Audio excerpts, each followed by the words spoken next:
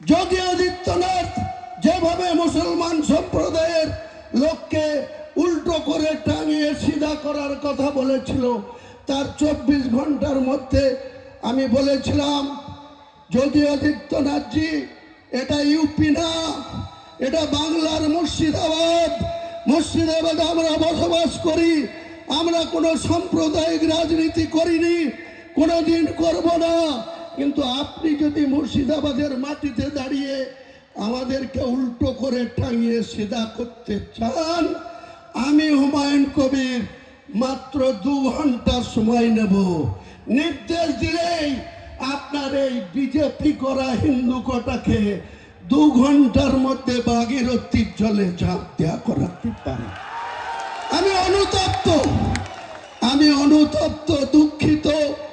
আমি রাজ্যের মুখ্যমন্ত্রীর কথা রাখতে গিয়ে সেদিন এই হিন্দু ভাইদের মনে যে আঘাত পেয়েছিল, আমি তার জন্য আজকে প্রকাশ্য এই লক্ষ লক্ষ মানুষের সামনে করজোড়ে ক্ষমা চেয়ে নিচ্ছি।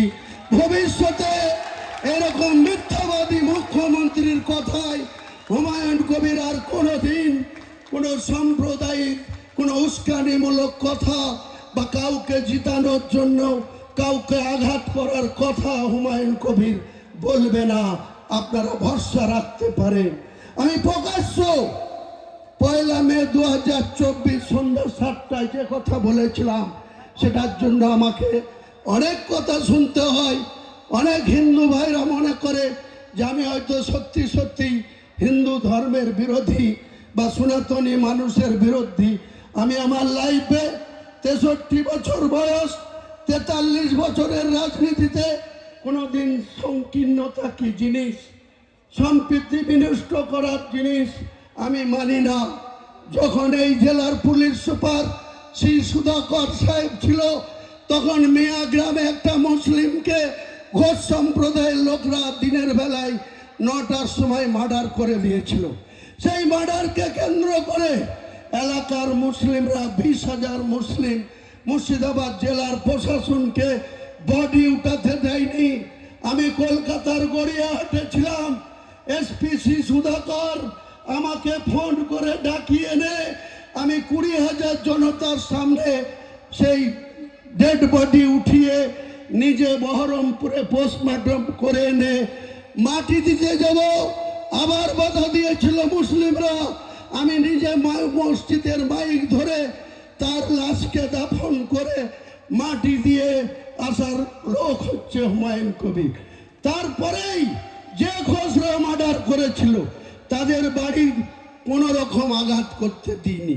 আমি নিজে গিয়ে তাদের বাড়িতে সান্ত্বনা দিয়েছিলাম যে যারা মার্ডার করেছে তারা পালিয়ে গেছে, তাদের পাশাপাশি গ্রাম, পাশাপাশি বাড়ি, তারা যেন সেই হিন্দু পরিবারের মা বোনদের উপরে কোনো টর্চারিং না করে, কোনো অত্যাচার না করে। তখন আপনার প্রশাসন কি করে? তৃণমূল এত বড় বড় কথা বলছে, হুমায়ুন কবিরকে গদ্দার বলছে, হুমায়ুন কবিরকে মুসলমান নেতা বলছে, মোল্লা নেতা বলছে। আপনাদের খলিলুর রহমান সাংসদ, জেলার সভাপতি, আবার হজ কমিটিরও চেয়ারম্যান, তিনার বাড়ির পাশে হরগোবিন্দ দাস নৃশংসভাবে কি করে খুন হলো, চন্দন দাস কিভাবে নৃশংসভাবে খুন হলো, আপনার দলের এমএলএ আমিরুল ইসলাম কি করছিল, আপনার দলের এমএলএ ফারাক্কার মনিরুল ইসলাম এখন লম্পজম্প করছে সামনে। সেদিন সে কি করছিল? আপনার প্রশাসন, আপনার জঙ্গিপুরের পুলিশ পিডি এসপি আনন্দ রায় সেদিন কি করছিল?